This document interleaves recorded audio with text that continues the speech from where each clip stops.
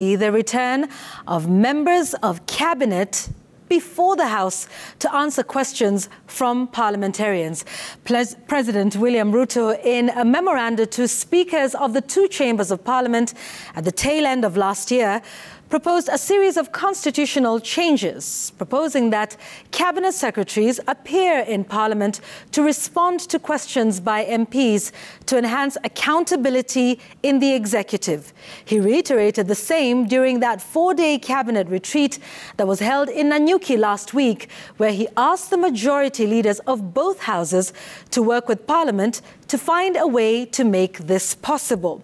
But just what changed? So let's take you down memory lane for a moment. Prior to 2013, ministers who were also members of Parliament were summoned to the House by other members to answer questions about matters that were raised by their constituents. The 2010 Constitution then changed things. First, that members of cabinet were not drawn from the House. In addition, it also advocated for separation of functions so that one could not be a member of two arms of government at the same time. So that essentially meant that cabinet ministers, or secretaries as they now came to be known in the new dispensation, would essentially be strangers in the House. So that meant they could not address MPs from the floor of the House. However, cabinet secretaries have been appearing before members of Parliament in this new dispensation. Now, they appear before the departmental committees, in chambers, or in a place that is designated by the Speaker away from the floor of the House.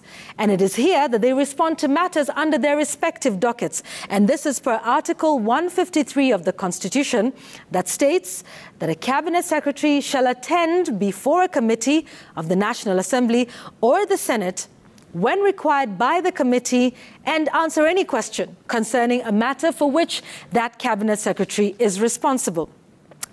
But there have been some challenges transmitted to the chairperson of that relevant departmental committee. For example, agriculture, roads, energy, or education, who in return then delivers that question to the cabinet secretary for a response. This chairman will then transmit that response back to the fellow MP. And remember, this is on a matter touching on the executive. In some cases, that response has been found to be unsatisfactory to the members of Parliament. In addition, there is no opportunity for follow-up questions in the current arrangement we have now. But so that's why there are some new proposals to try and bring the cabinet secretaries back to the House. Now, for this to happen, Parliament's standing orders which guide how business is conducted in the House must be amended.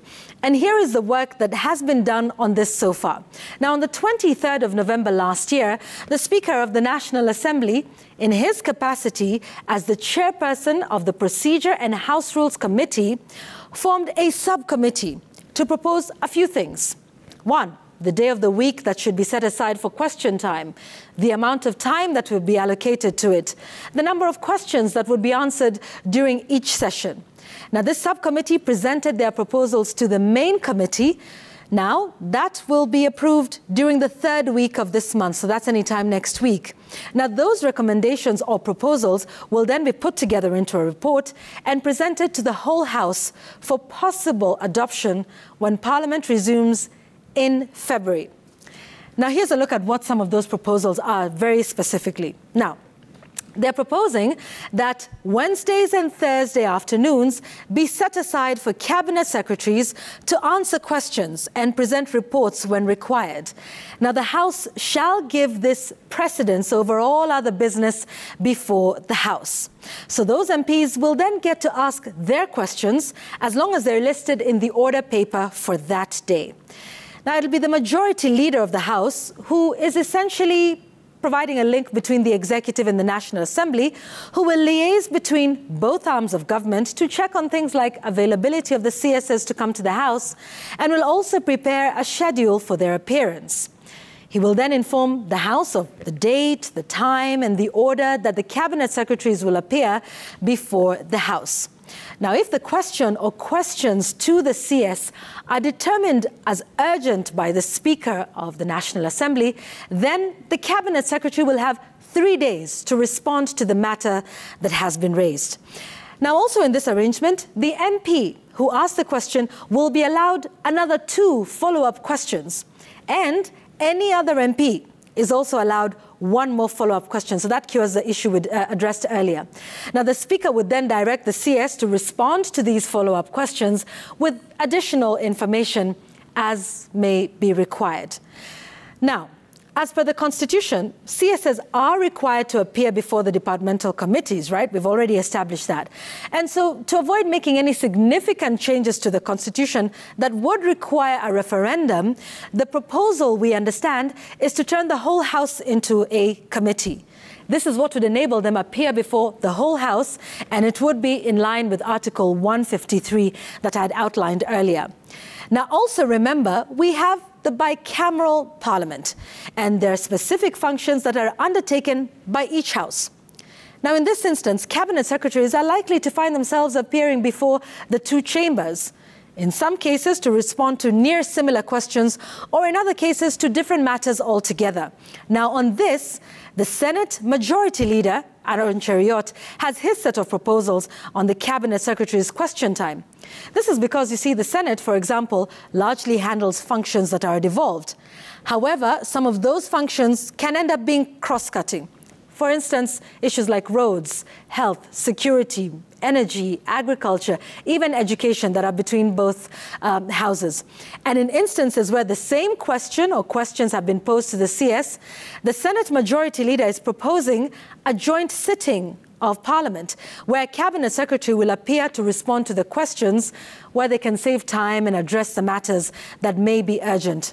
Now, for orderly appearance of Cabinet Secretaries in Parliament, the 2 majority leaders have together proposed alternate days. For instance, the Senate could have the CS's question time on Wednesday afternoon, and Thursday afternoon could be set aside for the National Assembly, or vice versa. That'll depend on what they agree on. Now, if you're wondering how they've settled on these 2 days, that's Wednesdays and Thursdays. Well, they've proposed these days because President William Ruto has made the decision to hold his cabinet meetings on Tuesdays. And remember, Parliament sits on Tuesdays, Wednesdays and Thursdays. So therefore, Mondays and Fridays are out of the question, unless maybe there are special sittings of Parliament. Now, of course, all those proposals are all well and good. If they're passed, how soon could this happen? If the House adopts these proposals, when they resume in February, we could very well see cabinet secretaries on the floor of the House answering questions either by the end of February or early March.